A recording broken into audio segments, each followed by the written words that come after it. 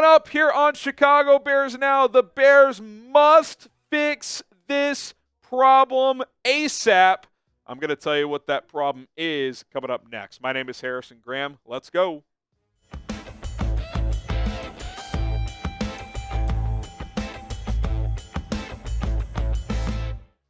The Chicago Bears have one pretty big weakness that they must improve on. And yes, the offensive line is a weakness, but that's not the one we're talking about here. The one glaring weakness based on expectation right now is actually the run defense. We've got numbers to back it up. If you just watch the games, every week you feel like they're getting gashed on the ground, and the answer is that's been the case for the most part outside of the Texans in week 2. We're going to show you the numbers, react, and then try to figure out how they can solve those issues. But positive vibes only for the most part right now. Bears are 3-2, good chance to get to 4-2. If you want the run defense to improve, hit that like button right now. Let's get 1,000+ likes on today's show. Helps us out and brings the positive vibes among Bears fans. Let's go. All right, let's get into some of the numbers here. So, number 18 overall in run defense, not bad, right? Like, it's not like they suck defending the run, but considering the players you have, especially the linebackers, T.J. Edwards, Tremaine Edmunds, Jaquan Brisker, who's great in run support, this should be better. You should not be 18th in run defense. You've given up 100+ rushing yards in 4 out of 5 games. Like, that's just not good enough based on the personnel that you have on your defensive front 7. So obviously the defensive tackle position on paper isn't like unbelievable, but you feel like Billings and Dexter have played pretty well overall. You should not be giving up this much on the ground, but through 5 games, they've been gashed 4 times. Next one up. You're 23rd in the NFL in yards per carry allowed at 4.8. Think about that. Every time the opponent runs, he's halfway to a first down. Like, I think one thing that stood out to me, especially in this last game, is why did Dave Canales get away from Chuba Hubbard? I mean, he was averaging 7.5 yards per carry. I know he ripped one for 38, but his other runs were still effective as well. You take that one out there, I still think he was over 4.5 yards. Pollard averaged over 5 yards per carry. Even against Houston, when you shut down Joe Mixon, when he got hurt, Cam Akers came in, had 7 carries for 32 yards, 4.6 average. Jonathan Taylor on 23 carries, averaged almost 5 yards per carry in a game where they were scared to let Anthony Richardson throw in the second half. He still ran all over the Bears. Kyron Williams, almost 5 yards per carry. We mentioned Chuba Hubbard. Don't know what Canales is doing, not running him more, 7.5 yards per tote. It's been a problem all year. It's absolutely been a problem all year. Again, not saying it's like historically bad, but with the amount of investment you've put into this defense and with how good the defense overall has been, the run defense needs to be better. Does it need to be top 5, even top 10? No, but like 12 to 15 overall with the way your pass defense is playing and your pass rush has been better than expected, like it's got to be better than 18th overall, and it's got to be better than 23rd in yards per carry allowed. All right, next one here. 10+ yards allowed. That's considered a chunk play or an explosive. 10+ running, 20+ passing, those are considered explosives. 16 allowed in 5 games. That's more than 3 per game on the ground of 10+ yards. And again, we showed you the running backs. You're not facing murderer's row here. Like Tony Pollard. Kyron Williams, good player, not special, though. Chuba Hubbard, nice player, not special. Like Joe Mixon might be the best back you faced. You actually did a pretty good job against him. But 16 explosive runs in 5 games. And by the way, especially last week, you were up in a few of those, so teams stopped running the ball. It's just too many. Too many 10+ yard runs. Like, you got to keep that to 1 to 2 per game, not 3 to 4, which is what it's been. So definitely got to be better in that regard. Grade the Bears' run defense so far this year. A, B, C, D, or F. I mean, D? D+, C- at the best.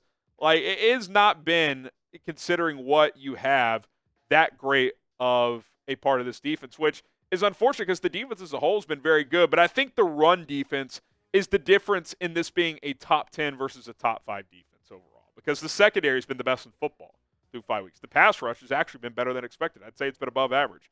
But the run defense has been below average. And if you can get that just into the above average category, I mean, you're going to be cooking with gas with how tough it is to throw on this defense. Coming up next here on Chicago Bears Now, how do the Bears fix this? How do they address this issue? Do they need to make a trade? Do they have the pieces? Is it a schematic fix for Matt Eberflus? We'll kind of dive into that and look at some more numbers that point to the root of the problem. But first, we got to tell you about today's sponsor. That is Prize Picks. The best daily fantasy sports app in North America is Prize Picks, where you could turn 4 correct picks into 100 times your entries. What do I mean by that? You could turn $10 into 1,000 with certain entries right now. So get started, create an account. It takes less than 90 seconds. Go to prizepicks.com/CLNS. Use the code CLNS to get a $50 bonus once you play for $5 initially. All you got to do is put $5 into your account, place a $5 entry, and you are good to go. And if you want to chase me this week, go ahead. Caleb Williams, loved the more than on his passing yards against the Jags, 224.5. They just gave up 360 to Joe Flacco. Darnell Mooney, more than 51.5 receiving yards. He's been cooking recently for the Falcons as well. 5 to win 15. And again, even if you don't hit here, get both right, you are still going to get that $50 bonus sent straight to your account. So get started today at prizepicks.com/CLNS. Use the code CLNS. Different sports available. Football, basketball is almost back. Baseball is ongoing, and a whole lot more. prizepicks.com/CLNS. Use the code CLNS. Pick more, pick less. Get that $50 bonus with our promo code once you play for $5. All right, so what is the problem? Why is this run defense just not that good? Because every week you're just like, there's another 7-yard run. There's another 11-yard run. Like, why isn't it getting fixed? Well, I think these 4 players in particular have to be better against the run. And I'm not ripping any of these guys because they've all been good players, but Andrew Billings, weirdly enough, has been more impactful as a pass rusher this year. Now, that's been a nice positive that he's added that to his game, but I think it's diminished his run defense a little bit. Gervon Dexter, I think, is just a work in progress as a run stopper, and that's okay. He's a second-year player in this league. He's a 3-tech. His primary role is to rush the passer. So if he can at least be serviceable, I'm okay with that. I think more so it's the next 2 guys. TJ Edwards, especially, who was special last year, has just been good this year overall, hasn't been special. And Tremaine Edmunds has been fine since they've signed him, good in coverage, but he has not been a good run defender in a season and change with the Bears. Based on what they paid him, $18 million per year, you have not gotten proper return on your investment. TJ Edwards you have. He's making $6 million per year, and he's playing better than Edmunds. But, yeah, I think those linebackers got to shoot the gaps better. And you got to get more production out of your defensive tackles against the run. I don't expect Dexter to be great there, but a little better. And Billings has got to get back to being a more impactful run stuffer like he has throughout his career. Again, I'm not bitching too much because he's been a nice weapon as a pass rusher and one of your more consistent players, but let's get a little more production out of the run. And, again, it's not that these players have been bad. It's just they've been better in pass defense situations, which there's value in that. Like, you'd rather give up 5-6-yard runs, play between the 20s, force field goals, get takeaways. You don't want to give up the chunks in the pass game, but you can still get a little more emphasis against the run, tighten that up a little bit, and you're going to be sitting pretty. And then also, you got to add this too. Your backup defensive tackles are just giving you nothing. Chris Williams, who they did the late-round pick swap right before roster cutdown day, he's just a guy. Byron Cowart, he was on the practice squad for a reason. He's fine. He can play snaps for you, but if you expect him to be impactful, that is not really going to be the case, which is why I would trade for a defensive tackle before the deadline. You're not going to do anything at linebacker. You've spent your money there. You've got Sanborn as well. Like, you're just rolling with what you got, and you just need to get more out of those guys. But I think there's a move to be had at the defensive tackle position. We'll take a look at 5 guys here in just a second that I'm keeping an eye on. Subscribe to the channel. We bring you the latest Bears news, rumors, my hard-hitting analysis, opinions, reaction to the games as well, but as we go live every single game day. So subscribe, join the movement here on Chicago Bears Now. All right, 5 players with their PFF run grade, by the way, that I'm keeping an eye on. Shelby Harris, a guy we've talked about a few times. He's with Cleveland.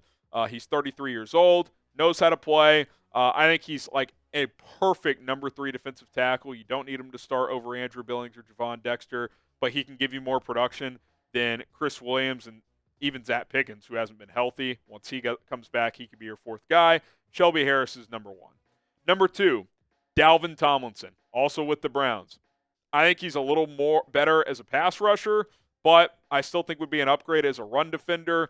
He could eat up some blocks, play some 1-tech for you, and spell Andrew Billings from time to time. Poona Ford, historically a really good run stopper. He's with the Chargers now, playing pretty well this year. He was with Seattle for a long time. I don't know if the Bears have viewed him as a scheme fit in the past. He's played more so in 3-4s throughout his career, but as a guy who just rotates in and can play both 1 and 3 tech, I wouldn't mind it at all. B.J. Hill with the Bengals. Keep an eye on Cincinnati. If they keep losing games, they might sell off pieces, get some draft picks, and retool for next year. He's playing pretty well this year. And then Roy Robertson-Harris, who is not having a great year, but has been with the Bears in the past.